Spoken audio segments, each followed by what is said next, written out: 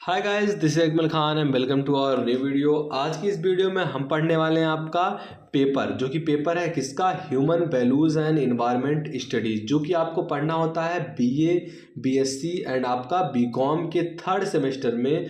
जो आपका को करिकुलर सब्जेक्ट है ये आपको पढ़ना होता है। तो जो ये पेपर है आपका कि लगातार ईयर्स में पूछा जा रहा है, इसमें जो पेपर है इसमें जितने भी क्वेश्चन हैं लगभग मोस्ट ऑफ द क्वेश्चन पिछले साल भी आए हुए थे।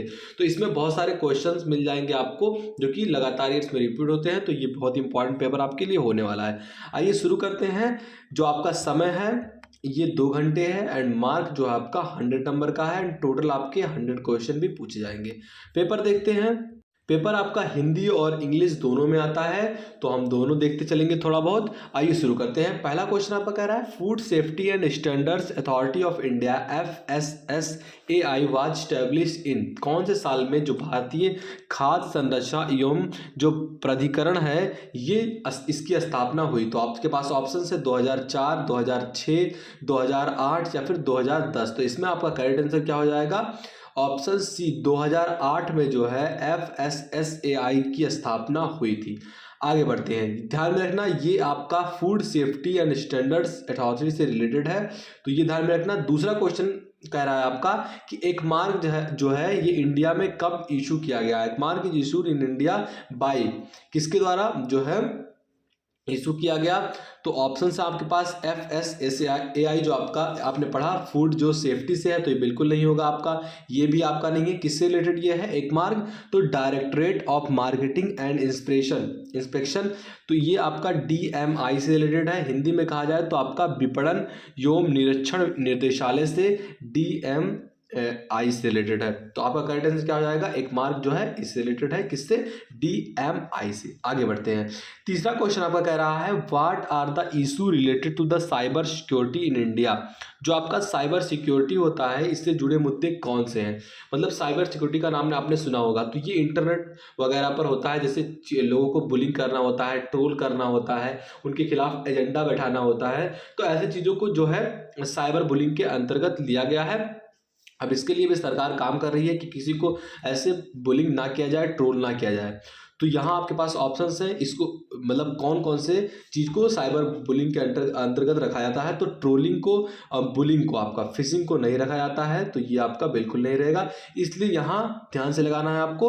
तो ओनली 1 एंड 2 जो है आपका ये करेक्ट रहेगा, केवल 1 और 2 बिल्कुल सही है। तो साइबर बुलिंग किससे रिलेटेड है, ट्रोलिंग और बुलिंग से। आगे बढ़ते हैं। चौथा क्वेश्चन आपका कह रहा है स्पैमिंग मीन्स, स्पैम कहते हैं ना कि आप स्पैम यहाँ ना करो इंटरनेट पर या फिर किसी के कमेंट बॉक्स में जाकर स्पैम मत करो। तो यही हिंदी में लिखा गया है कि स्पैमिंग का क्या अर्थ है। तो इसका अर्थ होता है कि बेसिकली एडवांटेज मैसेज आप ना भेजो बिना मतलब के। जैसे एक ही जो मैसेज है टाइप करके बार बार वही मैसेज भेज रहे हैं, तो उसे स्पैम करना कहते हैं। तो जो एडवांटेज मैसेज सेंड करते हैं, अवांछित संदेश इत्यादि जो प्रेषित करते हैं, तो उसे आप कहते हैं स्पैम। तो इसे स्पैम का मतलब यही होता है। आगे बढ़ते हैं। अगला क्वेश्चन बहुत इंपॉर्टेंट है आपका। According to Similarweb top online shopping website in the world 2023, मतलब जो सिमिलवर्ब के मुताबिक 2023 में विश्व में सबसे बड़ी ऑनलाइन शॉपिंग की जो वेबसाइट है वो कौन सी है। फ्लिपकार्ट है, अमेजोन है, ईबे है या फिर मिंत्रा है। तो आई होप सबको पता होगा कि जो अमेजोन है ये इंटरनेशनली बहुत ही पॉपुलर है, बहुत सारे लोग इस पर शॉपिंग करते हैं। एंड फ्लिपकार्ट बेसिकली इंडिया से रिलेटेड है, तो इंडियन कंपनीज है, तो ज़्यादा सीमित नहीं है। तो सबसे ज़्यादा जो वर्ल्ड पे नंबर 1 पे है वो कौन सा, आपका अमेजोन है। तो करेक्ट आंसर ऑप्शन बी हो जाएगा। आगे बढ़ते हैं। Trans cultural values management do not include, जो प्रबंध के पार सांस्कृतिक मूल्य हैं ये शामिल नहीं करते हैं। कौन सी चीज़ों को शामिल नहीं करते हैं, तो ये ऑनेस्टी को शामिल करते हैं, ईमानदारी को शामिल करते हैं, ऑब्जेक्टिविटी को, जो आपकी वस्तुनिष्ठता है इसको भी शामिल करते हैं, कॉपरेशन को भी शामिल करते हैं, सहकर्म को भी। लेकिन ये स्पिरिचुअलिटी को ज़्यादा योगदान नहीं देते हैं, इसलिए करेक्ट आंसर आपका क्या हो जाएगा, द डू नॉट इंक्लूड। जो ट्रांस कल्चरल वैल्यूज होते हैं do not include spiritual things. तो करेक्ट आंसर आपका ऑप्शन डी हो जाएगा। आइए 7वें क्वेश्चन की ओर बढ़ते हैं। ट्रांस कल्चरल वैल्यूज मैनेजमेंट वो किस टाइप के होते हैं। तो ये जो होते हैं, जो आपके प्रबंध के पार सांस्कृतिक मूल हैं, ये आर स्पेसिफाई टू नेशंस, ये राष्ट्रों के विशिष्ट रूप से जुड़े होते हैं। करेक्ट आंसर आपका ऑप्शन सी हो जाएगा। आइए आगे बढ़ते हैं। 8वां क्वेश्चन आपका कह रहा है कि which statement are correct in relation to corporate social responsibility, CSR में कौन सा स्टेटमेंट सही है। तो ये एक जो है प्रबंध है, जो अवधारणा है, एक प्रबंध की अवधारणा है। It is a management concept. इसे लागू करने में जिम्मेदारी जो होती है वो पूरी तरह से सरकार की होती है। तो आपका जो है ये गलत है, इसमें सरकार की जिम्मेदारी नहीं होती है।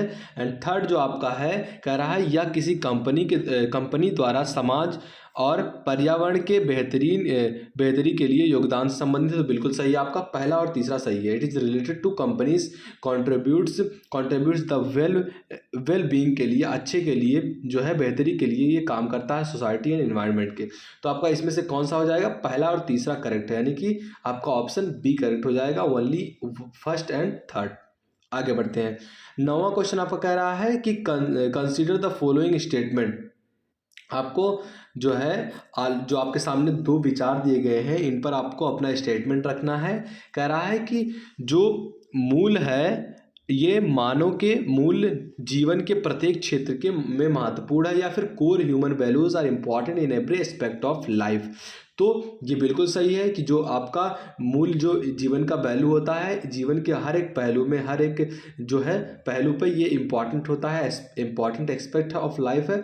And they are not useful in shopping management. जब आप शॉपिंग करते हैं तो इसमें ये मैनेजमेंट नहीं होता। तो आपका जब भी आप शॉपिंग करते हैं तो वहाँ भी आप इस बुद्धिमत्ता को लगाते हैं, इसलिए आपका करेक्ट, ये आपका गलत हो जाएगा।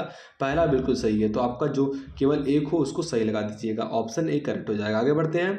10वां क्वेश्चन आपका कह रहा है कि dharma in India perspective is, Bharat में जो धर्म का परिप्रेक्ष्य है वो क्या है। वो केवल आध्यात्मिक से रिलेटेड है, या फिर जीवन, ये does not include social aspect, जो है सामाजिक पहलुओं को इंक्लूड नहीं करता है। तो बिल्कुल धर्म करता है। सी है आपका जीवन के प्रति एक संपूर्ण उपगाम है।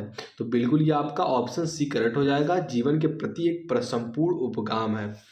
तो ऑप्शन सी करेक्ट हो जाएगा। 11वां नंबर क्वेश्चन कर रहा है भगवत गीता टेल्स अस, जो भगवत गीता है हमें क्या बताती है, ये अहिंसा के बारे में बताती है। तो ये बिल्कुल सही है, अहिंसा के बारे में बताती है, प्रेम के बारे में बताती है, शांति के बारे में बताती है। लेकिन जो भगवत गीता जो स्पेशली ये निष्काम कर्मा के बारे में ज़्यादा इसका फोकस है। अगर यहाँ ऑप्शन सभी करेक्ट होते तो बिल्कुल सही होते, लेकिन ज़्यादा सही कौन सा है, ऑप्शन डी, इसलिए करेक्ट आंसर क्या हो जाएगा आपका, ऑप्शन डी। आगे बढ़ते हैं।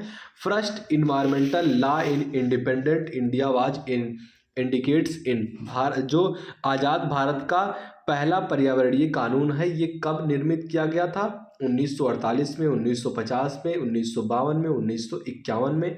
तो करेक्ट आंसर क्या हो जाएगा, ऑप्शन बी, 1950 में जो है आज़ाद भारत का पहला पर्यावरणीय कानून जो है ये निर्मित किया गया। आगे बढ़ते हैं। 13 नंबर क्वेश्चन कह रहा है according to Indian constitution protection of environment is, जो भारत के संविधान के अनुसार पर्यावरण की जो संरक्षा है ये क्या है। तो ये प्रत्येक नागरिक का एक मौलिक कर्तव्य है, a fundamental duty of every citizen. ना कि ये केवल सरकार की जिम्मेदारी है, या फिर कॉर्पोरेट की केवल जिम्मेदारी है, या कॉर्पोरेट और सरकार दोनों की जिम्मेदारी है, बल्कि ये प्रत्येक नागरिक का मौलिक अधिकार है, मौलिक कर्तव्य है, फंडामेंटल राइट है। तो करेक्ट आंसर क्या हो जाएगा, ऑप्शन डी। आगे बढ़ते हैं। 14 नंबर क्वेश्चन कह रहा है environment protection act came into force, जो पर्यावरणीय संरक्षण अधिनियम है कब लागू किया गया, 1986 में, 1996 में, या फिर आपका 2006 में, 2016 में। तो 19 नवंबर 1986 ईस्वी में जो है भारत में जो है इन्वायरमेंट प्रोटेक्शन एक्ट आया, 1986 में 19 नवंबर था। आगे बढ़ते हैं। 15 नंबर क्वेश्चन कह रहा है कंसीडर द फॉलोइंग स्टेटमेंट। आपको जो है जो विचार आपके सामने दिए गए हैं इन पर आपको सोचना है और बताना है कौन सा सही है कौन सा गलत। पहला कह रहा है कि the concept of CSR is controlled in companies act in India under companies act 2013 section 135। Bharat में जो CSR की अवधारणा है ये कंपनी अधिनियम 2013 धारा जो है 135 के तहत नियंत्रित किया जाता है। तो बिल्कुल सही बात है आपका। एंड दूसरा कह रहा है आपका कि जो अधिनियम में कंपनियों को पिछले 3 वर्षों में शुद्ध लाभों के औसत का 2% CSR गतिविधियों पर खर्चा करने के लिए प्रोत्साहित किया गया। तो दोनों जो ऑप्शन हैं आपके सामने, दोनों जो कथन है, तथ्य है, स्टेटमेंट है, ये बिल्कुल सही है। इसलिए आपका करेक्ट आंसर क्या हो जाएगा? Option B, both A and B are correct. A and B are correct, तो आपका ऑप्शन बी करेक्ट हो जाएगा। आगे बढ़ते हैं। 16 नंबर क्वेश्चन कह रहा है विच इज या आर हेल्पफुल इन्वायरमेंट मैनेजमेंट। जो है इन्वायरमेंटल मैनेजमेंट में कौन से इंपॉर्टेंट है आपके? तो CIS जो है ये भी इम्पॉर्टेंट है, GIS भी इम्पॉर्टेंट है, रिमोट सेंसिंग भी, दोनों भी इन्वायरमेंट से रिलेटेड है, एंड इम्पैक्ट असेसमेंट से, तीनों मतलब जो है ये तीनों रिलेटेड है, ये तीनों इम्पॉर्टेंट है इन्वायरमेंट मैनेजमेंट में। इसलिए करेक्ट आंसर आपका ऑप्शन डी हो जाएगा, उपर्युक्त सभी, ऑल ऑफ द अबव। आगे बढ़ते हैं। 17 नंबर क्वेश्चन कह रहा है who use the word ecology the very first time. सबसे पहले वर्ड इकोलॉजी को यूज करने वाले कौन है? तो अर्नस्ट हैकल जो है ये पहली बार इन्होंने यूज किया था इकोलॉजी वर्ड का। इसलिए करेक्ट आंसर आपका ऑप्शन डी हो जाएगा। 18 नंबर क्वेश्चन कह रहा है प्लांट्स आर, जो पौधे होते हैं ये परितंत्र में, इन इकोसिस्टम में वो क्या होते हैं? तो पहली बात तो ये उपभोक्ता नहीं होते हैं। पौधे जो होते हैं ये कुछ ना कुछ देते हैं, उत्पादक होते हैं। ये उपभोक्ता कौन होता है? जो चीज़ों को ग्रहण करता है। तो ये उपभोक्ता तो होगा नहीं, तो आपका ऑप्शन डी एंड बी गलत हो जाएगा। तो जो पौधे होते हैं ये आपके प्राइमरी प्रोडक्ट्स हैं, जो है प्राइमरी उत्पादक है। करेक्ट आंसर आपका ऑप्शन ए हो जाएगा। आगे बढ़ते हैं। Driving force for historical for hydrological cycle is, जो आपका जल चक्र की जो संचालक शक्ति है ये क्या होती है? तो ये एक सोलर एनर्जी होती है, सौर ऊर्जा होती है। इसलिए करेक्ट आंसर आपका ऑप्शन सी हो जाएगा। आगे बढ़ते हैं। 20 नंबर क्वेश्चन कह रहा है which one is a toxic gas. कौन सी विषैली गैस है?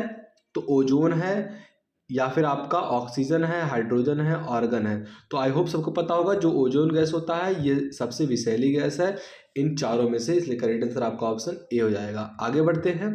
Which one is not green gas, green house gas. इनमें से कौन सी ग्रीन हाउस गैस नहीं है? तो आपके पास ऑप्शंस हैं मीथेन, कार्बन डाइऑक्साइड, ऑक्सीजन या फिर ओजोन। जो ऑक्सीजन होता है O2 ये जो आपका एक ग्रीन हाउस गैस नहीं है। इसलिए करेक्ट आंसर आपका ऑप्शन सी हो जाएगा। मीथेन होता है आपका, कार्बन डाइऑक्साइड होता है, ओजोन होता है। इसलिए करेक्ट आंसर आपका ऑप्शन सी हो जाएगा, O2 ऑक्सीजन। आपका अगला क्वेश्चन कह रहा है क्योटो प्रोटोकॉल जो है इज रिलेटेड टू। जो क्योटो प्रोटोकॉल है ये किससे रिलेटेड है? तो ये green house gas and global warming से, मतलब ये एटमॉस्फेयर से, पर्यावरण से रिलेटेड है। इसलिए करेक्ट आंसर आपका ऑप्शन ए हो जाएगा, ग्रीन हाउस गैसों और वैश्विक जो तापमान है इससे रिलेटेड है। 23 नंबर क्वेश्चन, इसमें थोड़ा कंफ्यूजन था, आप देख लेना कि जो बायोडाइवर्सिटी टाइप जो आ रहा है नेम्ड एज, जो जैव विविधता के प्रकार हैं इनको कौन सा नाम दिया गया? Alpha, beta, gamma. ज़्यादातर यही सही लग रहा है और बाकी ये क्वेश्चन में कंफ्यूजन है, आप देख लेना। आगे बढ़ते हैं। 24 नंबर क्वेश्चन कह रहा है boiling temperature of water at standard air pressure 1013.25 MB is. अगर आप 1013.25 मिलीबार में मानक वायु दाब पर पानी का क्वथनांक जो उबाल बिंदु होता है वो क्या होगा? तो आई होप सबको पता होगा। इस पर आपका 100 सेंटीमीटर होता है, 1000 सी। आगे बढ़ते हैं। 25 नंबर क्वेश्चन कह रहा है which one gas contribute to air pollution. Air pollution को कौन बढ़ावा देता है, कौन योगदान करता है? तो आपका ओजोन होता है। इसलिए करेक्ट आंसर ऑप्शन डी हो जाएगा। आगे बढ़ते हैं। 26 नंबर क्वेश्चन कह रहा है amount of carbon dioxide CO2 in our atmosphere is typically measured in. कौन से जो है मापन में मापा जाता है हमारे वायुमंडल के कार्बन डाइऑक्साइड को, CO2 को? तो ppm पे, पार्ट्स पर मिलियन पे मापा जाता है। इसलिए करेक्ट आंसर आपका ऑप्शन ए हो जाएगा। आइए आगे बढ़ते हैं। 27 नंबर क्वेश्चन कह रहा है which is produced by plants in the process of photosynthesis. Photosynthesis के प्रोसेस में कौन से चीज़ को जो है उत्पादित किया जाता है? तो आई होप सबको पता होगा। पौधे जो है कार्बन डाइऑक्साइड लेते हैं, फिर फोटोसिंथेसिस से आपका क्या हो जाता है? ऑक्सीजन बाहर निकलता है। आगे बढ़ते हैं। 28 नंबर क्वेश्चन कह रहा है net primary production NPPP refers to. ये रिफर करती है किसको? तो total energy established estimate in through photosynthesis को जो है NPP जो है मेजर करती है। आइए आगे बढ़ते हैं। 29 नंबर क्वेश्चन कह रहा है ecosystem is typically A system eight कौन से लेवल पर होता है, तो आपका ऑर्गेनिज्म लेवल पर होता है, इसलिए करेक्ट आंसर आपका ऑप्शन ए हो जाएगा। आगे बढ़ते हैं। 30 नंबर क्वेश्चन कह रहा है the concept of ecosystem was given by किसके द्वारा दिया गया है, जो आपका परितंत्र होता है इसकी संकल्पना किसके द्वारा दी गई है, तो एजी टेस्ले द्वारा जो है इकोसिस्टम की जो है कॉन्सेप्ट को दिया गया है। Deep ecology concept was given by, जो डीप इकोलॉजी है गहन परिस्थिति तंत्र है, ये इसकी अवधारणा किसने दी, तो करेक्ट आंसर क्या हो जाएगा आपका ऑप्शन ए अर्नी नीस द्वारा दी गई है। आगे बढ़ते हैं। 32 नंबर क्वेश्चन कह रहा है air quality index AQI value of 2 to 1 will fall in category, कौन सी कैटेगरी में गिरेगी। आई होप सबको पता होगा। इसमें टोटल एयर क्वालिटी जो आप नापते हैं एयर क्वालिटी इंडेक्स AQI होता है, ये 6 कैटेगरीज में गिरता है। तो सबसे लास्ट जो होता है वो 350 से एवब होता है, उसके बाद आपका उससे कम होता है 250 से 350 के बीच में। तो ये 250 के बीच में मतलब ये उससे ऊपर वाली कैटेगरी में है, तो इससे आप पुअर कैटेगरी में रखते हैं, खराब श्रेणी में रखते हैं। आगे बढ़ते हैं। 33 नंबर क्वेश्चन कर रहा है how many participants are taken into account while measuring AQI in India, तो वो कितने होते हैं, मैंने अभी आपको बताया 6 कैटेगरीज में वो फाल होते हैं। 34 नंबर क्वेश्चन कर रहा है CPCB listed the most polluted city in India for this outgoing year 2023 which is one top, जो वर्तमान भारत में 2023 के लिए केंद्रीय प्रदूषण नियंत्रण बोर्ड जो बोर्ड क्या नाम है CPCB द्वारा भारत के सर्वाधिक प्रदूषण शहरों में सूची जारी की गई है। इनमें सर्वोच्चम स्थान पर कौन सा शहर है, तो सबको पता होगा पॉल्यूशन में नंबर 1 पे कौन सा है आपका दिल्ली। आगे बढ़ते हैं। Bad air quality in November in Delhi is often associated with, तो वो किससे एसोसिएट थी, तो वो जो गाड़ियों के प्रदूषण है इनसे एसोसिएट हुई, इसलिए करेक्ट आंसर आपका ऑप्शन ए हो जाएगा व्हीकुलर पोल्यूशन। 36 नंबर क्वेश्चन कह रहा है आपका कि जो कोलेंट gases refers into refrigeration typically includes, वो इंक्लूड करती है CO2 को, NO2 को, आर्गन्स को, CFCs को। तो करेक्ट आंसर क्या हो जाएगा। आई होप आपको पता होगा कि जो कार्बन डाइऑक्साइड को कोलेंट गैस जो है ये रिफ्रिजरेशन में typically includes which are responsible for ozone depletion, जो ओजोन हास के लिए सबसे ज़्यादा इंपॉर्टेंट कौन सी गैस है, CO2 कार्बन डाइऑक्साइड। आगे बढ़ते हैं। 37 नंबर क्वेश्चन कह रहा है कि world environment day is celebrate on every year, मतलब कौन से साल से, तो अगर आपसे साल पूछता है कि कौन से साल से सेलिब्रेट किया जाना शुरू हुआ, तो 1973 से लेकर, लेकिन दिन पूछ रहा है कि कौन सा दिन है, तो 5 जून को, हर 5 जून को वर्ल्ड इन्वायरमेंट डे जो है सेलिब्रेट किया जाता है। तो करेक्ट आंसर आपका ऑप्शन बी हो जाएगा। 38 नंबर क्वेश्चन कह रहा है कि Ramsar convention is related to, वो किससे रिलेटेड है, तो करेक्ट आंसर क्या हो जाएगा आपका ऑप्शन ए, जो रामसर अभिसंधि है वो रिलेटेड है वेटलैंड कंजर्वेशन से, जो नौ भूमि संरक्षण है इससे रिलेटेड है रामसर कन्वेंशन। तो करेक्ट आंसर आपका ऑप्शन ए हो जाएगा। 39 नंबर क्वेश्चन कह रहा है आपका कि Montreal protocol is associated with, जो मॉन्ट्रियल प्रोटोकॉल है ये किससे संबंधित है, तो ये ओजोन के हाथ से संबंधित है, ओजोन डिप्लेशन से संबंधित है, इसलिए करेक्ट आंसर आपका ऑप्शन बी हो जाएगा। आगे बढ़ते हैं। 40 नंबर क्वेश्चन कह रहा है the most populous country in the world is, विश्व का सर्वाधिक आबादी वाला देश कौन सा है, तो चाइना है या रूस है, भारत है, अमेरिका है। आई होप सबको पता होगा कि जो चीन है, चाइना है, ये वर्ल्ड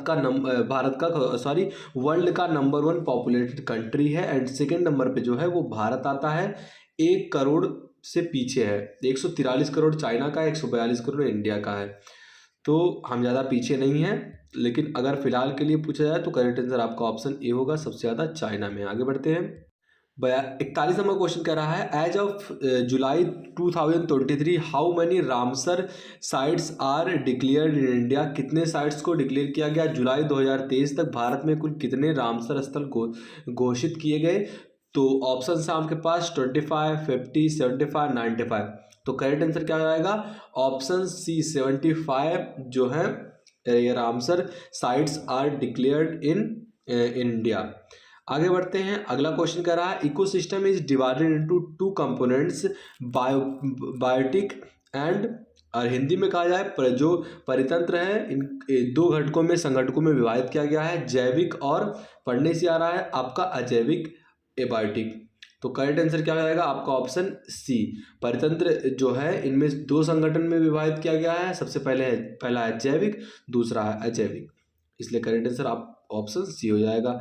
आगे बढ़ते हैं, अगला क्वेश्चन 43 नंबर का कह रहा है कि earth is divided into 4 spheres. Earth जो है ये चार विभागों में जो है परिमंडलों में विभाजित किया गया है। पहला है आपका लाइटोस्फेयर, एटमॉस्फेयर, हाइड्रोस्फेयर एंड चौथा कौन सा है ये आपको बताना है। हिंदी में कहा जाए तो स्थल मंडल, वायुमंडल, जलमंडल, और आपका देखिए रहने के लिए स्थल, सांस लेने के लिए वायु, पीने के लिए पानी एंड जो है खाने के लिए ये जीवमंडल, जिसमें मानव, पेड़ पौधे, इन सारी चीज़ों का आवास होता है, तो इसे जीवमंडल कहते हैं। और हिंदी में इंग्लिश में कहा जाए तो बायोस्फीयर।